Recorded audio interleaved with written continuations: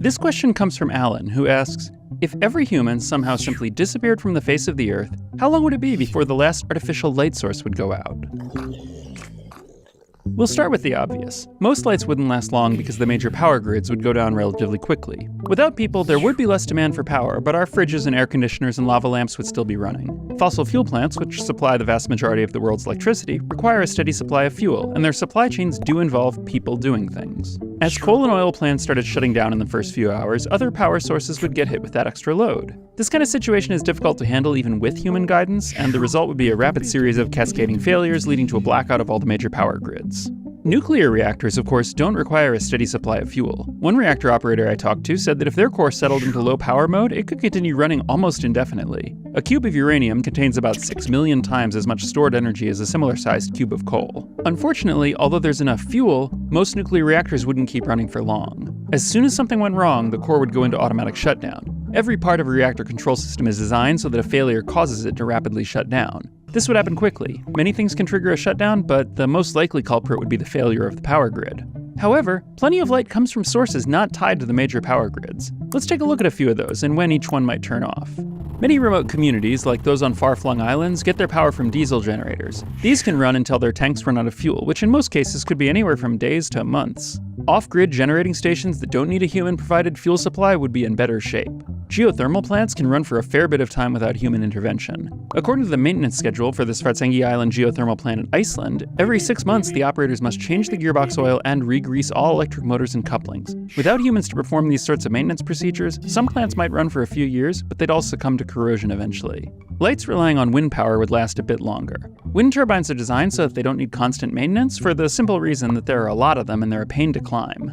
The Gedser wind turbine in Denmark was installed in the late 1950s, and it generated power for 11 years without maintenance. Modern turbines are typically rated to run for 3 years without servicing, and there are no doubt some which would run for decades. And one of them would probably have at least a status LED in it somewhere. Eventually, most of the wind turbines would be stopped by the same thing that would destroy the geothermal plants. Their gearboxes would seize up. Generators that convert falling water into electricity will also keep working. An operator at the Hoover Dam once said that if everyone walked out, the facility would continue to run on autopilot for several years. Though if the power grid is down, all that electricity would have nowhere to go. In the end, the dam would probably succumb to clogged intakes or the same kind of mechanical failure that hit the wind turbines and geothermal plants. Battery-powered lights wouldn't fare much better and would all be off within a few dozen years. Even without anything using their power, batteries eventually self-discharge. Some types last longer than others, but even batteries advertised as having long shelf lives typically only hold their charge for a decade or two. Solar power is probably the most promising candidate. There are many off-grid solar-powered buildings, weather stations, and other remote infrastructure around the world. Emergency call boxes, often found along the side of the road in remote locations, are frequently solar-powered. They usually have lights on them which provide illumination every night. Like wind turbines, they're hard to service, and so they're built to last for a long time. Solar panels will generally last as long as the electronics connected to them, and as long as the panels are kept free of dust and debris. The wires and circuits will eventually succumb to corrosion, but solar panels in a dry place with well-built electronics could easily continue providing power for a century if they're kept free of dust by occasional breezes or rain on the exposed panels. If we follow a strict definition of lighting, solar-powered lights in remote locations could conceivably be the last surviving human light source. But there's another contender, and it's a weird one: spent nuclear fuel. Contrary to popular portrayals, radioactivity isn't usually visible, which is part of why we need warning signs around areas with radioactive materials or waste. Sure, watch dials used to be coated in small amounts of radium to help them glow in the dark, but the glow didn't come from the radioactivity itself. It came from the phosphorescent paint on top of the radium, which glows when it's irradiated. Once the phosphorescent paint breaks down, the watch dials are still radioactive but no longer glow.